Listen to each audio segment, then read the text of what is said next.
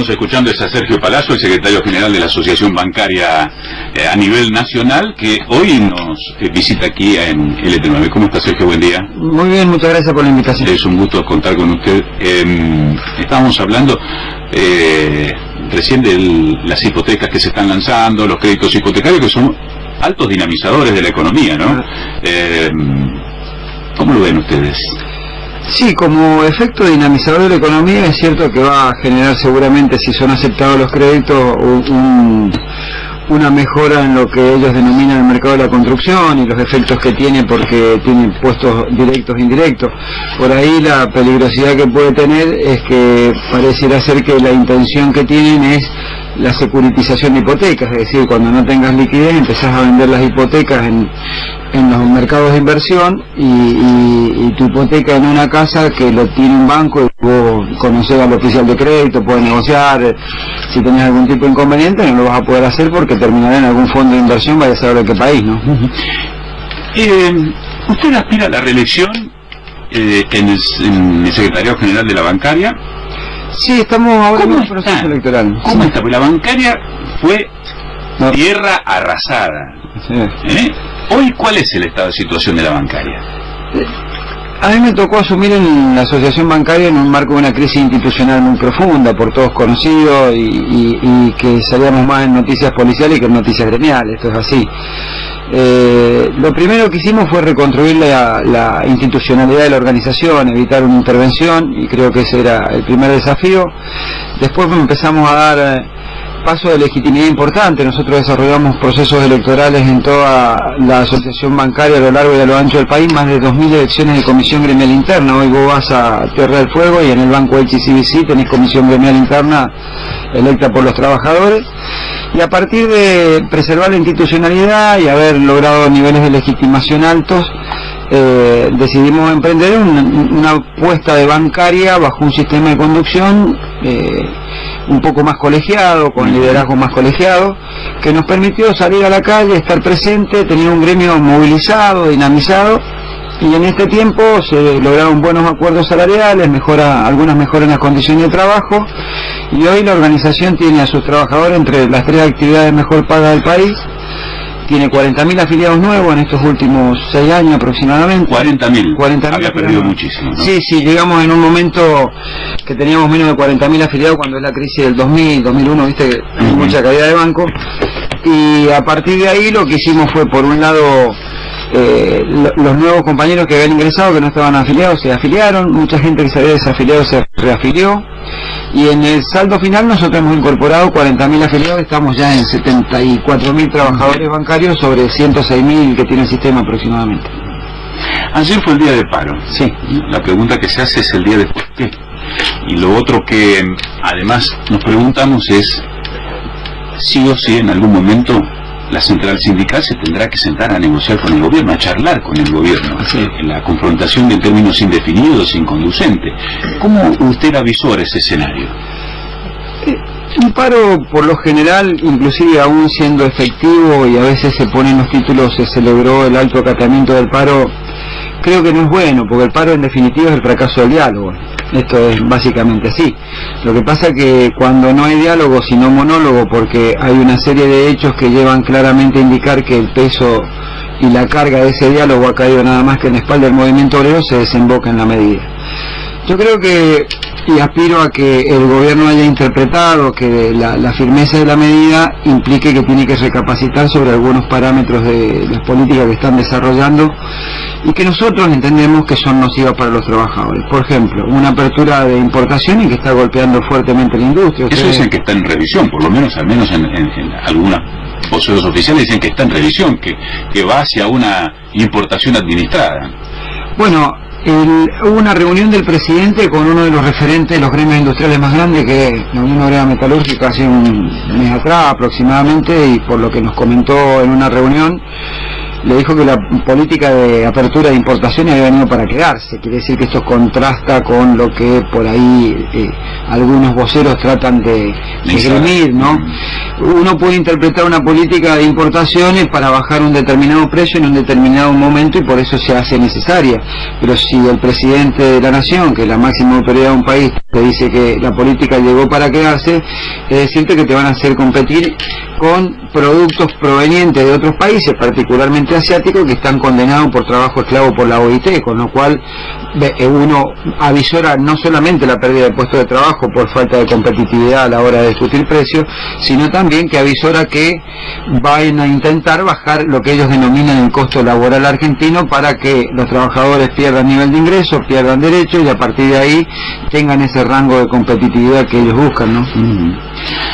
Entre otras cosas, ¿no? Sí. Porque también ha habido una reforma tributaria que en lugar de mejorar las arcas del Estado o disminuir la presión fiscal sobre los trabajadores, los que menos tienen, fue una disminución o una reforma tributaria que apuntó a mejorar los niveles de rentabilidad o la tasa de rentabilidad de las empresas. Dicho esto por las mineras o algunos grandes empresarios vinculados a los granos que obtuvieron beneficios positivos importantes, ¿no? Cuando usted escucha que el sindicalismo es casi el brazo del kirchnerismo y que son los que detrás de esta medida de fuerza van hacia resolver la interna del peronismo, que son los que ponen palos en la rueda. Es un muy lindo debate el que me planteas.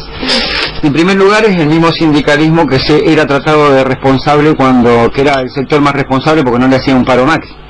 Entonces cambian de acuerdo a los intereses que tiene el gobierno en la discusión. Mientras el sindicalismo se sentó en una mesa de diálogo que propuso el gobierno y de la cual hubieron acuerdos que no se cumplieron por parte de los empresarios y el gobierno no se lo hizo cumplir, tales como que muchas actividades no pagaron el bono de 2.000 pesos que se tenía que pagar, tal como no haber preservado los puestos de trabajo o evitar suspensiones o despidos, que también se había acordado. Ahí el sindicalismo era bueno. Cuando el sindicalismo pone el acento en que hay incumplimientos que perjudican a los trabajadores, pasás a ser kirchnerista, pasás a ser que vas a ordenar la interna del PJ, que sos desestabilizador. Lo primero que quiero aclarar, no creo que la Argentina tenga ningún proceso de estabilización política. En todo caso hay una protesta y hay que entenderla en ese marco, y el gobierno lo que tendría que hacer, en lugar de demonizar la protesta a través de politizarla partidariamente acusando a los dirigentes sindicales o a la estructura sindical por el paro, diciendo que es afín a tal o cual partido o tal o cual línea interna de un partido, debería ser tener la misma conducta que tiene cuando los sectores empresarios lo presionan o le reclaman. Cuando el sector empresario presionan o reclaman, automáticamente hay soluciones a los problemas. Enumeré recién el tema de los granos, el tema de la minería, podemos seguir hablando de algunos otros tipos de beneficios que le dieron, ¿no? Pero digo, cuando los trabajadores protestan, es dureza, represión como se vio ayer en los medios con los cortes, es no respeto a los fallos judiciales, como en el caso de Bancario, que tuvimos que recurrir a la justicia, obtuvimos un fallo favorable a nuestra paritaria, pero sin embargo del otro lado las respuestas son rápidas y con cierta premura y efectividad a los reclamos. Acá no es así. Yo lo que aspiro es que después de la medida el gobierno le dé el mismo trato al movimiento obrero que le da a los sectores empresarios, entienda que hay problemas y que lo tiene que resolver, y eso se resuelve en una mesa de diálogo, pero diálogo con soluciones, ¿no? Y hasta ahora no las han habido. Sergio, si había un hombre duro antes de que Macri asumiera y que se sabía que iba a estar, era Carlos Melconian. Era una especie de fantasma y un hombre duro, digamos, de la política económica. Llegó al Banco Nación y sin embargo cuando se fue, usted estuvo y se abrazó con él. Es una imagen que llamó la atención.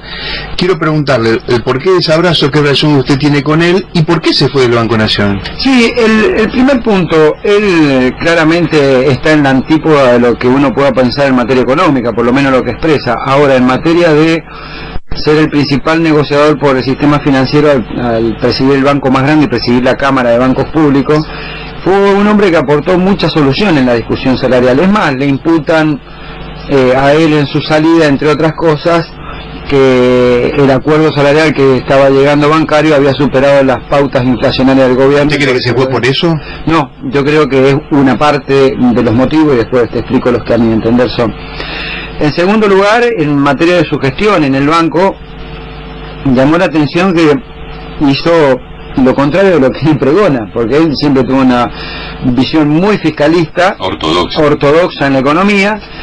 Pero cuando Sturzenegger saca los préstamos hipotecarios, por ejemplo, sobre la base de inflación, los UVA, él no adhiere como Banco Nación y le saca una línea por otro lado sujeta a la variación del salario, que es algo absolutamente razonable para obtener un préstamo hipotecario. Entonces vos decís, pero este hombre debería estar del otro lado y no haciendo esto. En materia salarial, si bien él te planteaba, vos los escuchabas en la televisión o en las conferencias que daba del enfriamiento de la economía, en materia salarial te planteaba que era necesario recomponer el salario para mejorar el consumo. Es más, no en la intimidad, pero en las charlas que hemos tenido decía puntualmente, si el gobierno no se da cuenta que no mejora el consumo va a perder las elecciones. Entonces nuestros acuerdos salariales en los dos casos que tuvimos con él estuvieron acorde a la inflación, y en ese último, que la base del acuerdo que terminamos cerrando fue hecha con él originalmente, termina 4 puntos por encima de la inflación en el caso nuestro. Sorprendió en este tema. Ahora, vuelvo a decirte, en la antípoda está esto. Habría que haberlo visto más tiempo en el banco, porque también es cierto que el Banco Nación obtuvo un nivel de mejora de rentabilidad con él, pero sobre la base de la especulación y no sobre la base de la producción que tiene que tener un banco público. El Banco Nación compró 139.000 millones de pesos en Lebac bajo la gestión de él, que pudieron haber sido 139.000 millones de pesos volcados al crédito, ¿no? Que no es exclusivo de él, lo hicieron todos los bancos y todos los bancos públicos, ¿no? Entonces habría que haberlo visto en este segundo escenario que está planteando el gobierno, donde pretende darle un poco más de dinamismo a la economía. En ese aspecto tuvo una medida ortodoxa que al banco lo benefició, pero no cumplía el fin político que tiene que tener el banco, ¿no? A propósito de eso, perdón. Sí. Y las consecuencias de su salida, que es el Sí. final de tu pregunta. Por un lado está la relación que tenía con el sindicato y el tema salarial, que lo complicó bastante. Pero básicamente tuvo una situación de que el banco, aparte de la Lebac esta que acabo de comentar, que tenía el banco compradas, le quisieron impulsar unas cifras cercanas a 70.000 o 80.000 millones de pesos que el banco tenía que sacar de liquidez, ya no para comprar Lebac, que es un título fácilmente canjeable en el mercado, sino para comprar letras del Tesoro, que ya es un poquito más difícil, y son las letras del Tesoro las que incurrieron en default alguna vez. Las Lebac nunca ¿Él estuvieron. se negó a eso? Él se negó. Yo lo sé porque, bueno, lo tratamos, no lo ha dicho públicamente, pero es un tema sabido que se negó a esa situación. Sergio, seguimos compartiendo unos mates, hacemos una pausa comercial y después charlamos sobre el tema de destinar más fondos hacia el crédito productivo, un tema que preocupa, y las cuestiones internas. Está acompañado por Claudio Girardi, que es el secretario general de la bancaria aquí en Santa Fe, así que nos ponemos al día con nuestra pauta publicitaria y después seguimos con Sergio Palazzo, el secretario general de la Asociación Bancaria a nivel nacional. Comunicate con LT9 0342 155 031 870. Nuestra línea abierta para tu WhatsApp y mensajes de texto. Con Naranja, gana tiempo, comodidad y además participa por 30.000 pesos. Abona tu resumen de cuenta Naranja por internet desde tu home banking o desde Pago Mis Cuentas o Pagos Link, o hacelo por cajeros automáticos y ya estás participando. 30.000 pesos pueden ser tuyos. Hacelo simple, paga online. Válido hasta el 30 de abril. Ver bases y condiciones en naranja.com.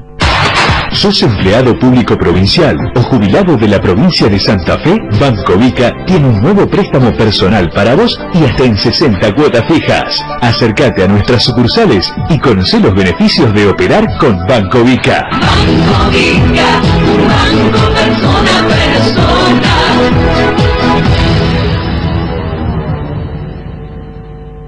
Se vienen las mejores promociones. Llévate el producto que querés con un 20% de descuento en 24 cuotas y empezá a pagar recién en junio. Musimundo, parte de tu mundo. Programito de crédito Musimundo sujeto a verificación crediticia. Mi corazón con el Kini late más. Dale, prendete. Vos también hacete fanático al ritmo del Kini 6 y vení a festejar todas las semanas. Giga Red presenta Espacio Giga, una plataforma exclusiva para clientes, para que disfrutes televisión online cuando quieras y como quieras, accediendo desde tu PC, celular o tablet. Vas a poder acceder a la grilla de señales online, mirar tus programas favoritos a través de internet y además podrás grabarlos en la nube, visualizar las 24 horas ya emitidas y acceder a los contenidos exclusivos de Giga Red. Ingresa a www.gigared.com.ar, contratá nuestro patch en promoción y descubrí Espacio Giga, mucho más que televisión online, un servicio exclusivo de Giga Red. ¿Sabes qué puedes hacer con 5 pesos? Chatear, facebookear, tuitear, instagramear, snapchatear, hablar y mensajear todos los días. Multiplícate. Movistar, elegí todo. Válido hasta el 30 de abril de 2017. Se vienen las mejores promociones. Llévate el producto que querés con un 20% de descuento en 24 cuotas y empezá a pagar recién en junio. Musimundo, parte de tu mundo. Reglamento de crédito Musimundo sujeto a verificación crediticia. AM 1150 LT9, la radio líder de toda la región.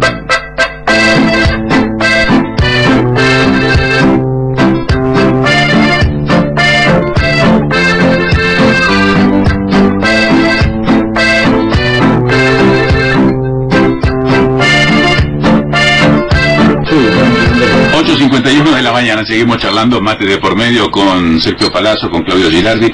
Días pasados me encontraba con un gerente de un banco de aquí, de la zona, y me decía, yo le decía, che, aflojen, bajen con las tasas, así la gente puede tomar créditos, las empresas pueden tomar crédito. Y me dice, Osvaldo, el banco tiene tasas promocionadas, mantiene niveles de tasas importantes, hay créditos promocionados destinados a las empresas, a las pequeñas y medianas empresas, y no hay quien tome, porque las empresas no se arriesgan y no están en condiciones de pensar en un crédito a largo plazo porque no ven ni demanda ni buenas perspectivas.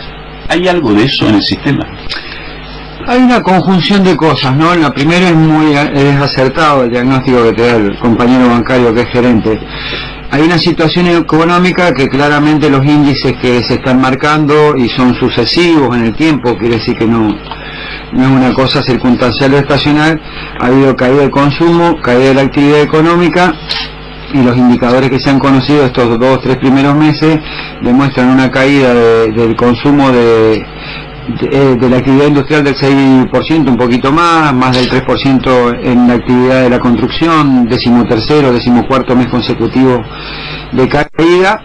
Y obviamente quien tiene que tomar un crédito, al ver que hay caída de consumo, tiene cierta retracción. Y por otro lado, independientemente que haya tasas que están por debajo, que tienen algún tipo de subsidio o condicionamientos que le ponen a los bancos para que presten una porción de sus capitales o de sus dineros a tasa baja o un poco más baja, lo menos cierto es que si vos tenés una tasa que el Banco Central te la está fijando en 24 o 25% del EVAC o los títulos que tiene el Banco Central, claramente está por encima de la inflación que ellos mismos dicen. Ellos te dicen que la inflación va a estar entre el 12 y el 17 y te ponen una EVAC con una tasa del 24 o 25. O sea, tasas hiperpositivas. Claro, entonces vos tenés una tasa extremadamente positiva contra una inflación que si el propio central te dice entre el 12 y el 17, vas a decir cuál debería ser, el 15, y te pone una tasa del 25, te están poniendo una tasa del 80% por encima de lo que va a ser la inflación.